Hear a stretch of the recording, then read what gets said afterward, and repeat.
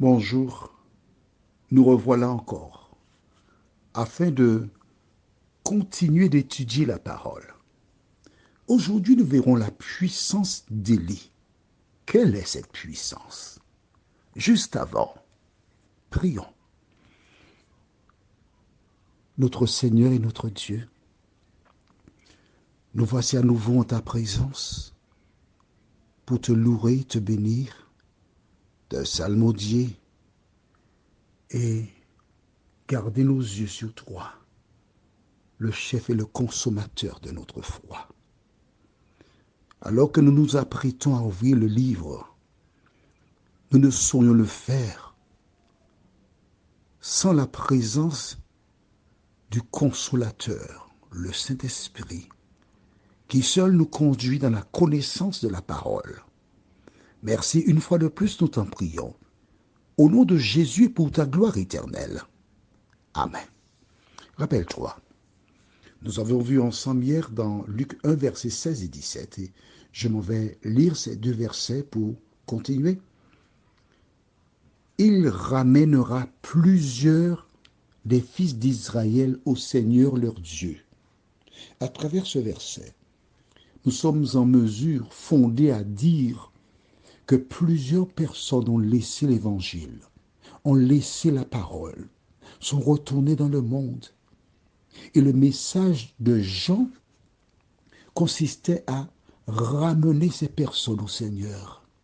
Toi qui par le passé as donné ton cœur à Jésus, toi qui par le passé as compris, mais les épreuves, les difficultés, le chômage, la solitude, etc., des choses t'ont poussé à lâcher la main de ton Sauveur.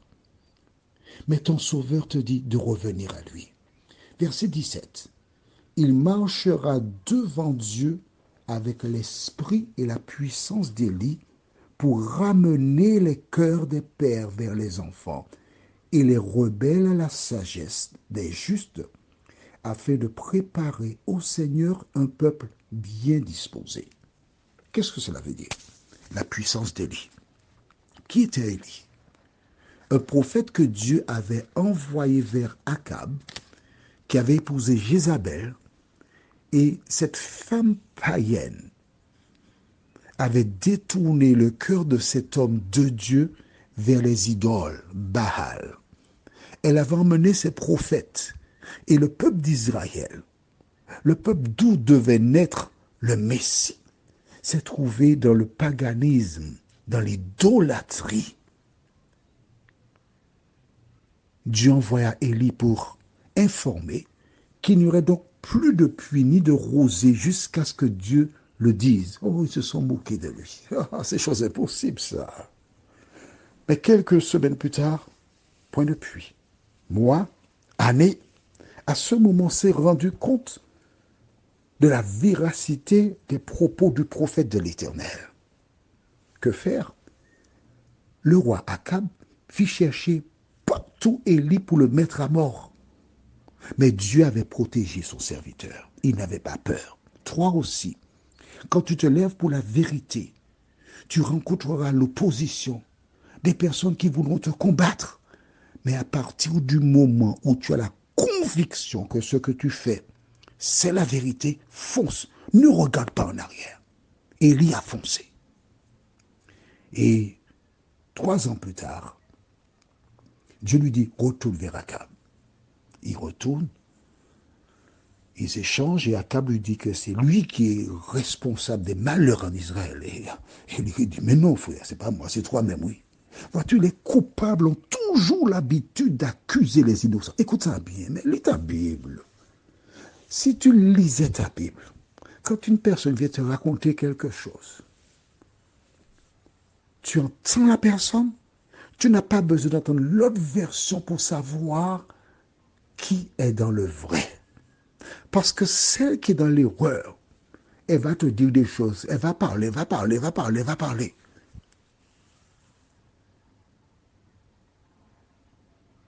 Elle ne te dira jamais, j'ai un problème, peux-tu prier avec moi s'il te plaît?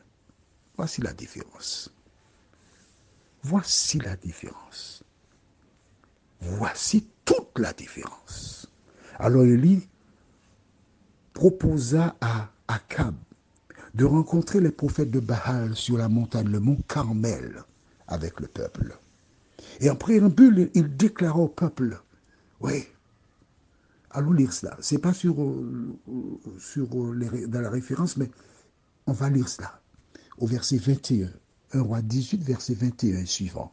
Alors Élie s'approcha de tout le peuple et dit, jusque à quand clocherez-vous des deux côtés? Si l'Éternel est Dieu, allez après lui. Si c'est Baal, allez après lui. Le peuple ne lui répondit rien. Et Élie dit au peuple, je suis resté seul des prophètes de l'Éternel, et il y a 450 prophètes de Baal.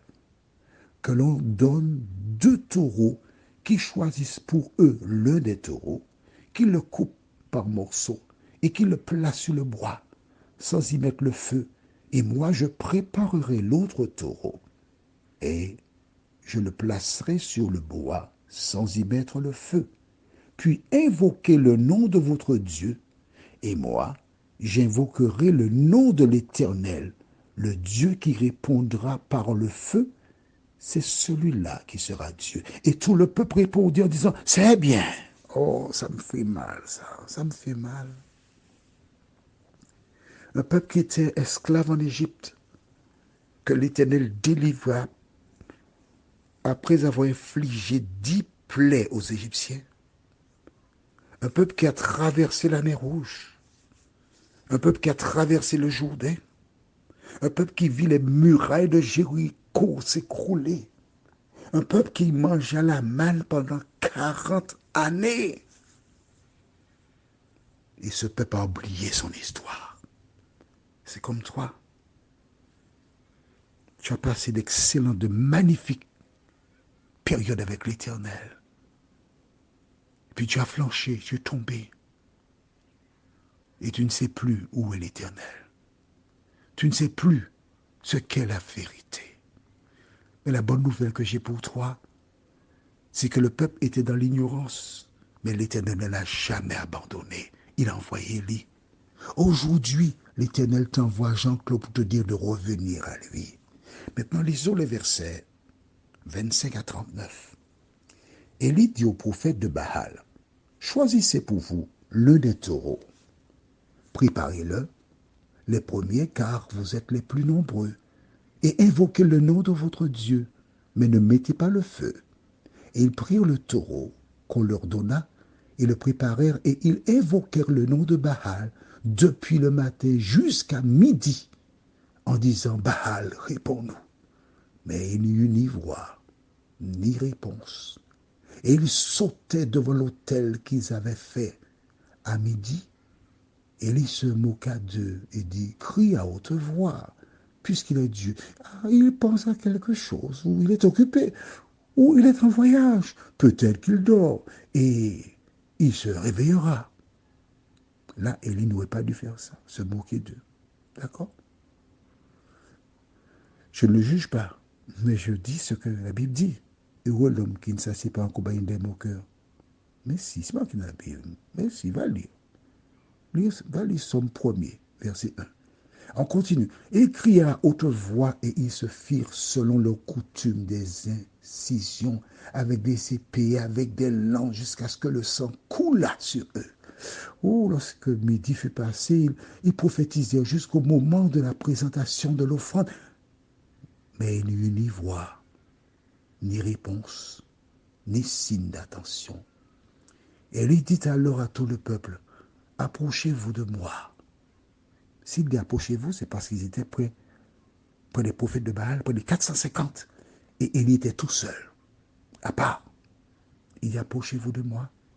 Tout le peuple s'approcha de lui. Et Élie rétablit l'autel de l'Éternel qui avait été renversé. Il prit 12 pierres d'après le nombre des tribus des fils de Jacob auxquels l'Éternel avait dit, Israël sera ton nom. Et il bâtit avec ces pierres un autel au nom de l'Éternel. Il fit autour de l'autel un fossé de la capacité de 2 mesures de semences. Il arrangea le bois, coupa le taureau par morceaux et le plaça sur le bois. Puis il dit, remplissez d'eau 4 cruches et versez-les sur l'holocauste et sur le bois. Il dit, faites-le une seconde fois. Et ils le firent une seconde fois. Il dit, faites-le une troisième fois. Et ils le firent une troisième fois. L'eau coula autour de l'autel et l'on remplit aussi d'eau le fossé.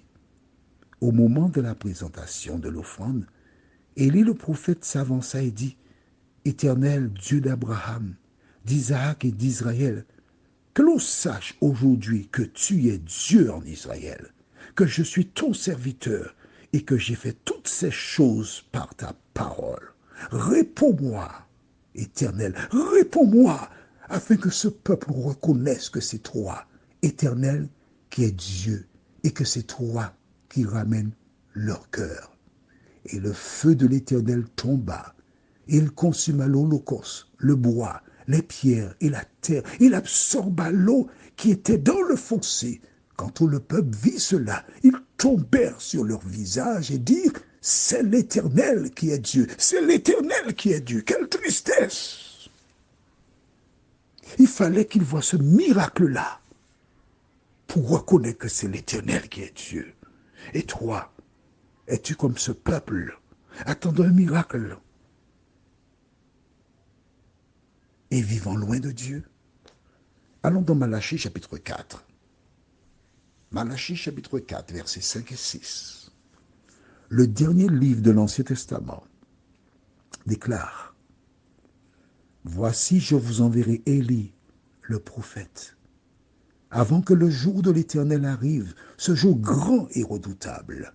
Il ramènera le cœur des pères à leurs enfants et le cœur des enfants à leurs pères, de peur que je ne vienne frapper le pays d'interdit. »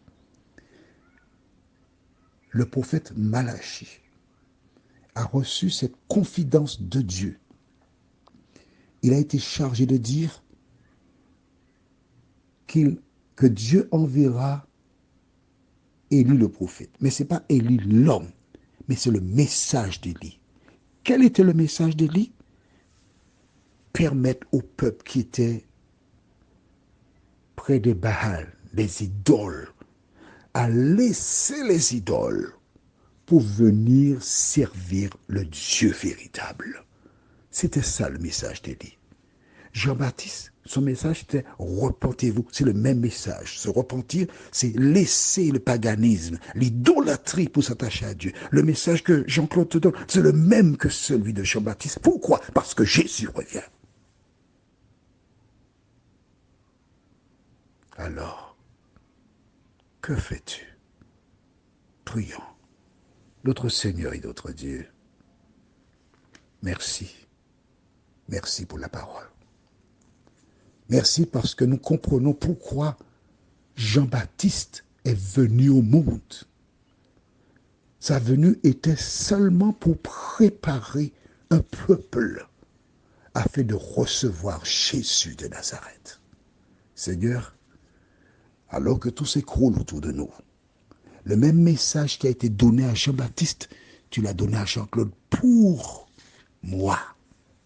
Aide-moi à travailler avec crainte et tremblement à mon salut. Aide-moi à ne pas me contenter d'écouter Jean-Claude, mais écouter ta voix, à lire ta parole, à la mettre en pratique et ainsi me préparer pour le retour de Jésus. Fais du bien comme toi seul peux le faire.